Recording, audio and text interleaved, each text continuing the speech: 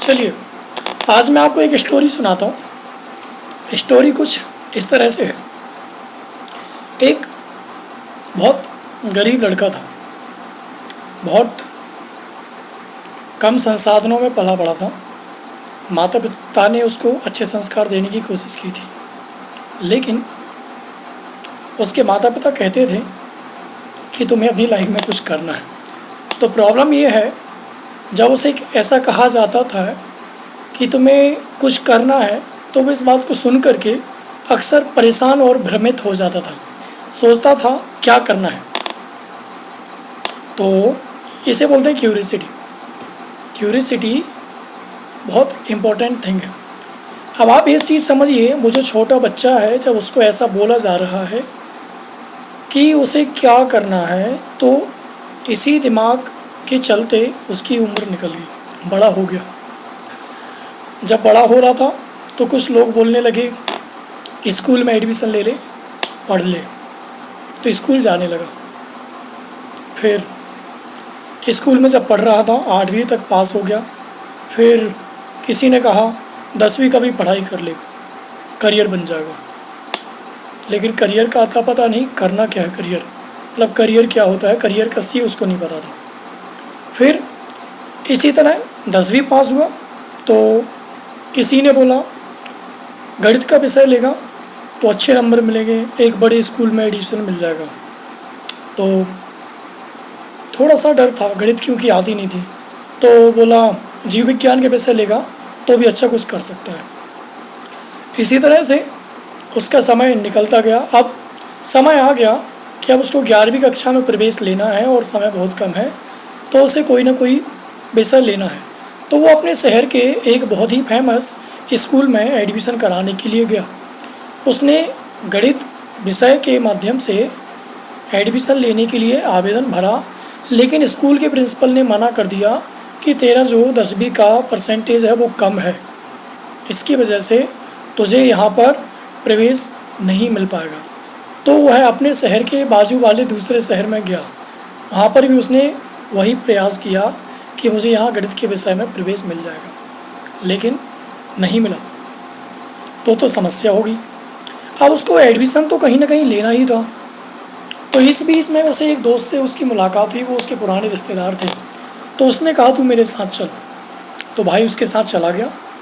और फिर क्या था, उस शहर में उसे गणित नहीं तो जीव विज्ञान विषय में एडमिशन मिल गया।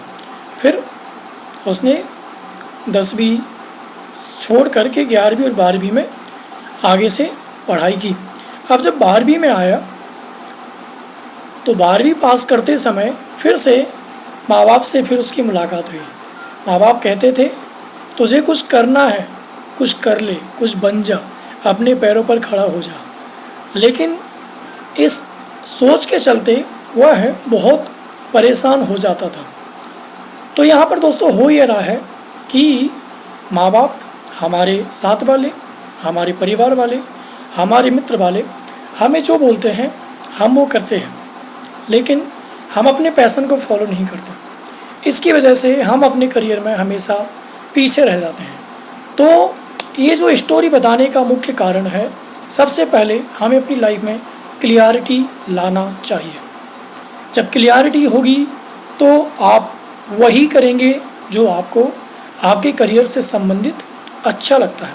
मैं इसमें यह नहीं कह रहा हूँ कि आप सब कुछ कर सकते हैं, आप सब कुछ नहीं कर सकते। हाँ, लेकिन आप एक ऐसा चीज़, एक ऐसा काम कर सकते हैं जो आपको अच्छा लगता है, और जिस काम को करके आप खुश भी रहेंगे, और यदि आप खुश रहेंगे तो खुशी के माध्यम से आप पैसे भी ज़्यादा कमाएंगे। इस वीडियो में अब मैं आपको बताऊंगा बिजनेस का आइडिया जो है वो कैसे वैलिडेट करते हैं। तो पीछे मैंने जो स्टोरी बताई है उसको समझने की कोशिश कीजिएगा। अब मेरा इंट्रो। दोस्तों, मेरा नाम है सतीश कुमार और मैं मध्य प्रदेश के एक शहर से बिलोंग करता हूं, जिसमें मैंने अपनी स्कूलिंग मध्य प्रदेश में गवर्नमेंट स्कूल ऑफ एक्सलेंस से की है। वो किसी शहर से की है, वो मैं यहाँ पर डिस्क्लोज़ नहीं कर रहा हूँ। लेकिन अब आप बिज़नेस कैसे कर सकते हैं और बिज़नेस में आप कैसे आगे बढ़ सकते हैं, हम इस चीज़ को समझेंगे। जो स्टोरी मैंने आपको बताई है, इस स्टोरी से आप ये चीज़ डिसाइड कर लीजिए कि लोग आपको जो बोलेंगे वो आपको नहीं करना है, आपको अपने पैशन को फॉलो करना है। आपके पास एक आइडिया होना चाहिए। हम इससे क्या करेंगे, आइडिया को वैलिडेट करेंगे। अब मैं आपको बताता हूँ आइडिया वैलिडेट करते कैसे। सबसे पहले बिजनेस हमें स्टार्ट करना है, तो मैं इसको कंक्लूड करूँगा। यहाँ पर स्टेप बाय स्टेप प्रोसेस है आइडिया वैलिडेशन का, जिसमें पहला है प्रॉब्लम आइडेंटिफिकेशन। आप जिस बिज़नेस को करने वाले हैं उस प्रॉब्लम को समझिए। आप कोई सा भी प्रोडक्ट लॉन्च करने वाले हैं, प्रोडक्ट आपका जो है डिजिटल हो सकता है, फिजिकल हो सकता है, कोई एफएमसीजी सेक्टर का प्रोडक्ट हो सकता है, कोई मेडिसिन हो सकती है, या आप किसी कंपनी को सर्विसेज प्रोवाइड करने वाले हैं, जैसे कि आप कोई ट्रैवल एजेंसी स्टार्ट करने वाले हैं।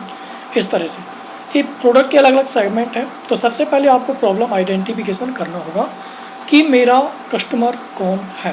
पहली चीज़ प्रॉब्लम आइडेंटिफिकेशन। दूसरा है टारगेट ऑडियंस रिसर्च, कि आपने जो प्रोडक्ट बनाया है उससे आप जो है किस तरह के कस्टमर को टारगेट करने वाले हैं। और जो आपके पास एक अच्छा कस्टमर रहेगा तो आप अच्छा रेवेन्यू जनरेट कर पाएंगे। क्लियर। इसके बाद में आता है कंडक्ट सर्वे एंड इंटरव्यू।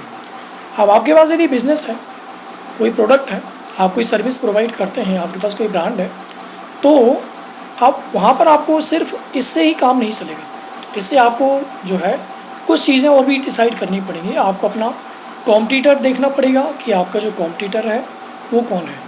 आपके मार्केट में, जिस मार्केट में आप अपना ब्रांड लेकर घूम रहे हैं, उसमें किस तरह का कस्टमर है जो आपको मिल रहा है।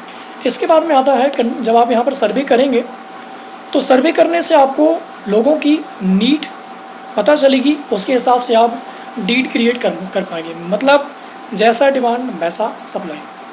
इसके बाद आता है कॉम्पिटिटिव एनालिसिस, जो कि मैंने पहले बताया।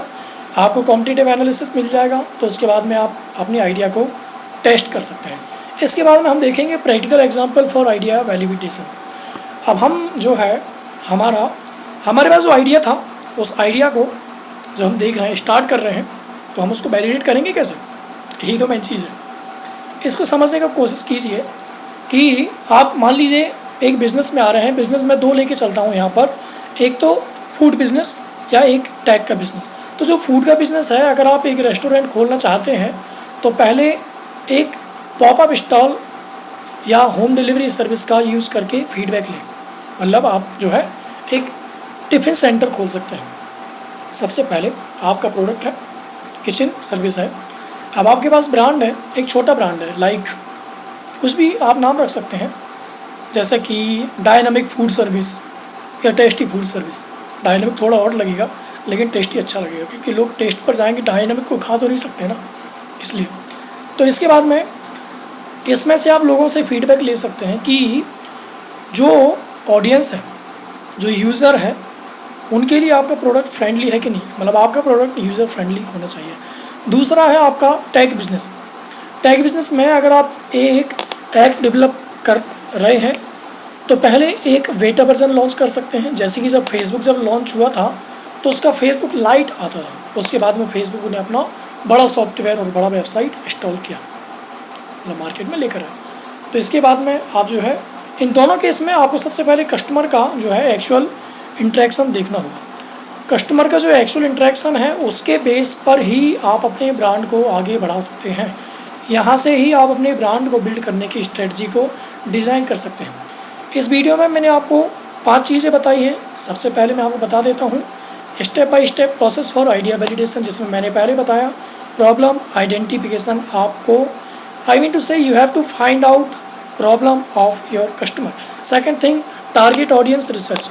आपका जो ऑडियंस है, आपका जो कस्टमर है, वो आप किस तरह के ऑडियंस को टारगेट करने वाले हैं, इस चीज़ को आप डिसाइड करें।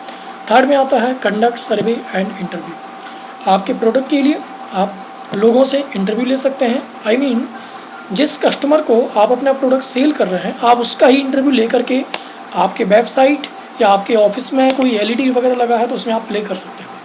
वेबसाइट में आप टेस्टिमोनियल वीडियो डाल सकते हैं। यदि आपके रेस्टोरेंट में LED या TV जैसा कोई फीचर है तो वहाँ पर जो इंटरव्यू आपने लोगों से लिए हैं वो आप वहाँ पर प्ले कर सकते हैं, ताकि आपके जो भी नेक्स्ट कस्टमर आएंगे उनको आप दिखा सकें। इसके बाद में मैंने आपको बताया क्वांटिटेटिव एनालिसिस। आपका जो कॉम्पिटिटर है वो कौन है, उसका एनालिसिस करें प्रॉपर। आप इसमें जो है देखें कि वो जो कॉम्पिटिटर है आपका वो किस तरह का ऑफ़र प्रोवाइड कर रहे हैं आपके कस्टमर को, किस तरह का सर्विसेज प्रोवाइड कर रहे हैं। इसके बाद में आप अपना आइडिया मार्केट में टेस्ट कर सकते हैं। बिज़नेस कोई सा भी हो, डिजिटल हो, फिजिकल हो, आपका बिज़नेस फूड बिज़नेस में हो या टेक बिज़नेस में हो, आप इसमें जो है लोगों को जितना अच्छा सर्विस प्रोवाइड करेंगे उतना ही बढ़िया आपका ब्रांड चलने वाला होगा। और हाँ, मेरी एक रिक्वेस्ट है, बिज़नेस को चलाने के लिए आपको सबसे पहले हम्बल बनना पड़ेगा, क्योंकि एक बहुत बड़े साइकोलॉजिस्ट हैं और एक बहुत बड़े पब्लिक स्पीकर हैं जिनका नाम है डेल कार्नेगी। वो लिखते हैं, if you are humble in your business then you are making bubble in your business. Like आप यदि हम्बल हैं तो आपका जो बिज़नेस है वो बूम करने वाला है। तो बने रहें इस वीडियो के साथ, इस चैनल के साथ। आपको यदि ये वीडियो अच्छा लगता है तो आप ये दूसरे लोगों को भी शेयर कर सकते हैं, चैनल को सब्सक्राइब कर सकते हैं। Thank you very much, have a great day.